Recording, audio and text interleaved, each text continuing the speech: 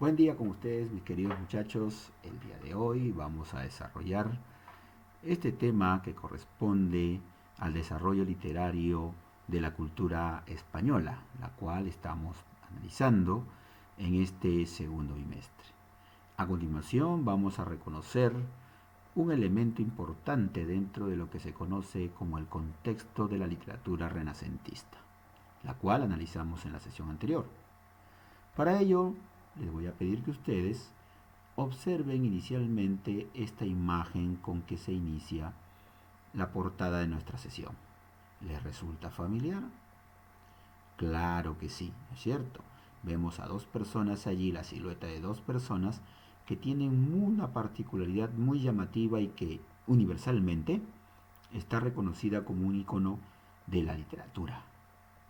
Entonces nos referimos a El Quijote de la Mancha. Y es el tema que vamos a trabajar el día de hoy. Comencemos. El título de la obra, bueno, por así decirlo de manera general, es El ingenioso hidalgo Don Quijote de la Mancha, ¿no? Obra representativa de este periodo literario llamado Renacimiento, pero que recordemos forma parte de dos etapas que se desarrollan durante ese tiempo, Renacimiento y Barroco. Pero antes de hablar de la obra, es conveniente que conozcamos un poco acerca de su autor. Y aquí lo tenemos, ¿no? Don Miguel de Cervantes Saavedra, nacido en 1547 y fallecido en 1616. Esta fecha, este año, 1616, hace referencia también de lo que se discute y se dice y se debate acerca de que en el año que él fallece, el 23 de abril, fecha en la cual también celebramos el Día del Idioma, coincide con la muerte también de otro escritor muy importante a nivel universal, Don William Shakespeare. Pero que también esto nos lleva, o lleva mejor dicho, a la discusión si realmente coincidió o no con dicha fecha. Y de esto hay textos que nos lo explican, pero que es un punto de discusión muy aparte. Aquí vamos a conocer algo, de una referencia que nos brinde a saber respecto de este autor, creador de esta importantísima obra de nuestra lengua castellana, ¿no? Que es la lengua madre también de nosotros, el ingenioso hidalgo Don Quijote de la Mancha. ¿Qué es lo que podemos saber de manera genérica acerca de este Don Miguel de Cervantes Saavedra? Por ejemplo, que está reconocido pues como la más grande figura de la literatura española, dado que él es una representación del mejor momento literario de España y que va a permitir la consolidación de la lengua castellana ya como una cultura preponderante a partir del siglo XVI y con mayor prestancia en el siglo XVII. También debemos señalar que este personaje es reconocido universalmente bajo nombres muy importantes llamados sobrenombres o también apodos literarios, ¿no? Como el caso del príncipe de los ingenios y el famoso Manco de Lepanto. Príncipe de los ingenios básicamente, ¿por qué?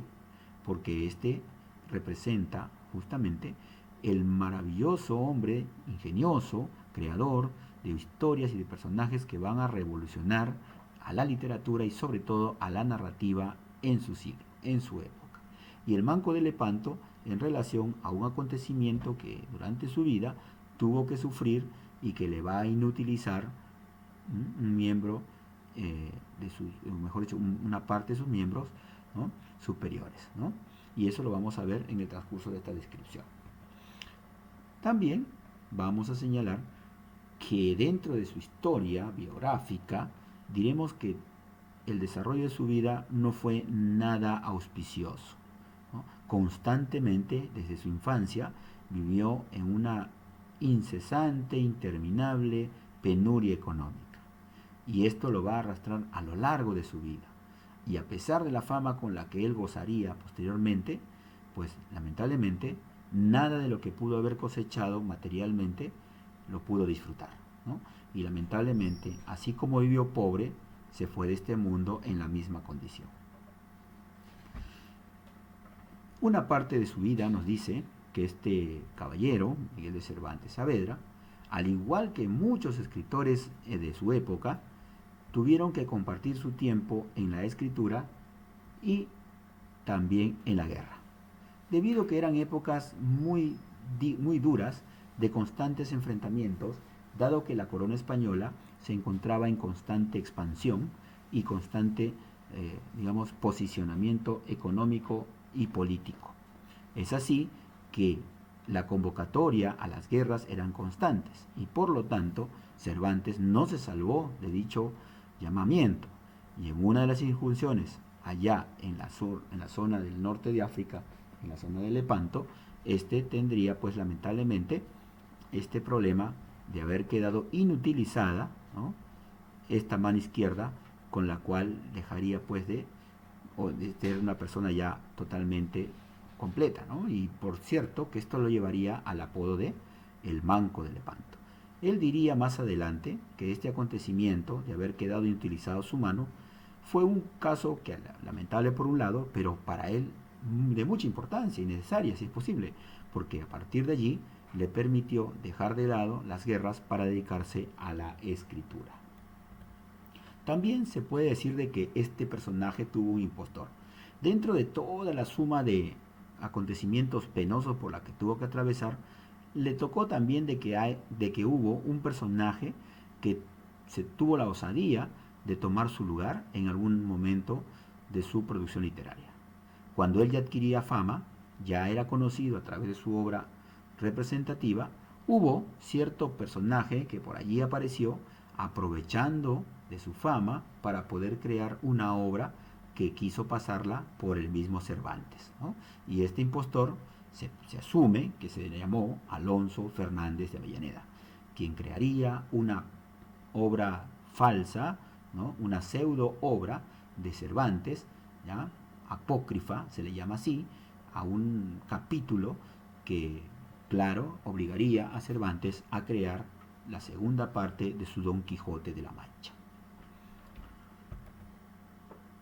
También tenemos que resaltar de este autor el mérito de haber creado los llamados arquetipos. No solamente él, por supuesto, pero de los pocos que tuvo ese mérito, diríamos que Cervantes nos va a regalar a la cultura universal, ¿no?, los personajes que responden a modelos del pensamiento y del comportamiento humano, los llamados arquetipos. Y nos muestra al Quijote como el arquetipo o modelo del idealismo y Sancho Panza como modelo del materialismo. Finalmente, diríamos que Cervantes tiene, además de los méritos que ya se les ha señalado, que él va a renovar, va a revolucionar, como lo dijimos ya anticipadamente, el modelo de la novela, que hasta entonces tenía características que se arrastraban de manera tradicional, y lo que va a hacer Cervantes es crear un tipo de literatura narrativa, sobre todo, que tenía características que van a marcar un estilo nuevo y que va a significar también críticas, y le va a resultar también a él enemigos, porque va a buscar cambios que muchos no se atrevían a hacer. Y Cervantes lo hizo con sus Quijote de la Mancha. ¿Qué obras nos brindó este gran escritor, esta insigne figura de la literatura universal? Pues bien, diríamos como anticipo que Cervantes fue un hombre bastante polifacético. Esto quiere decir que no solamente se dedicó a escribir novelas, y que su Quijote de la Mancha no fue la única obra que lo distingue. Sin embargo, es la obra más famosa con el que él se ganó un sitial en el teatro universal.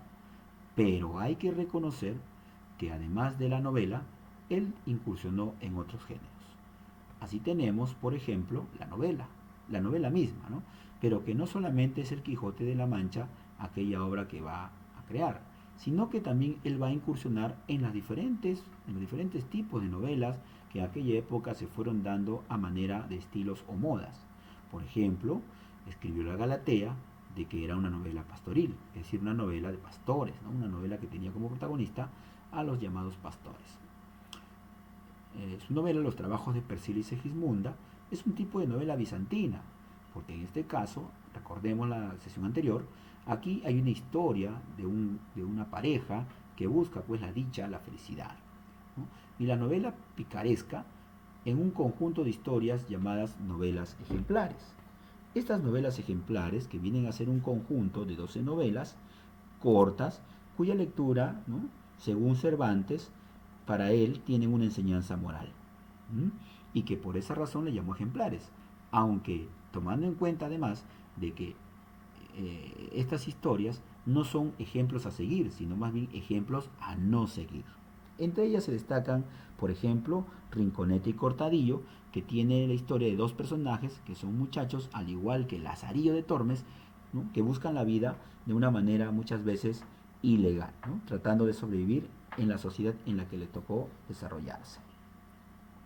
También debemos reconocer que además de Rinconete y Cortadillo se resaltan La Gitanilla, El celoso extremeño y el famoso licenciado Vidriera, ¿no? Una historia bastante curiosa que tiene como referencia el que un hombre se considera hecho de vidrio.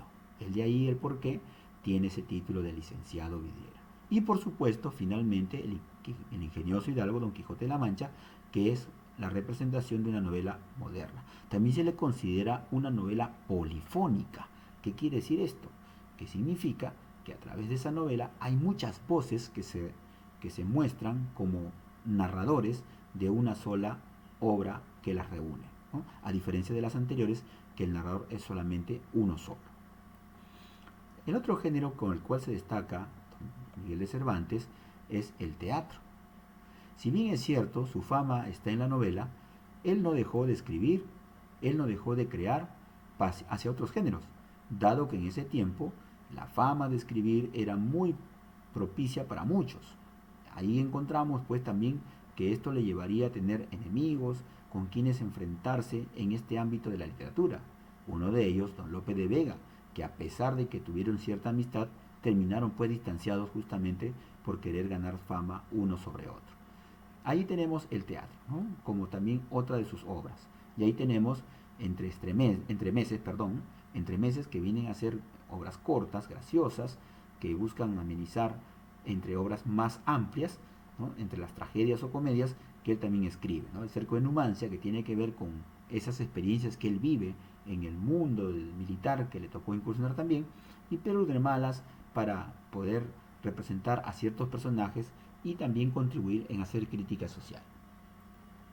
Y finalmente, la lírica, que viene a ser lo que se conoce como el teatro, ¿no es cierto? Perdón, la poesía, disculpe. La poesía tiene en Cervantes no una abundante producción literaria. En comparación a los géneros anteriores, la poesía para él fue bastante limitada, debido a que Cervantes no se sentía, digámoslo así, ¿no?, tan hábil para crear en este género. Tanto que él, por ejemplo, mencionó en uno de sus poemas, decía, pues yo que siempre trabajo y me desvelo por parecer que tengo de poeta, esta gracia no quiso darme el cielo, decía él, en referencia a que él no tenía, pues lamentablemente, en comparación a la novela sobre todo, la misma habilidad. Sin embargo, nos regaló estos poemas, ¿no?, que vemos ahí: Viaje del Parnaso, Canto a Calíope y Exequias de la reina de Isabel de Valois, que es una obra de homenaje a la muerte de esta reina.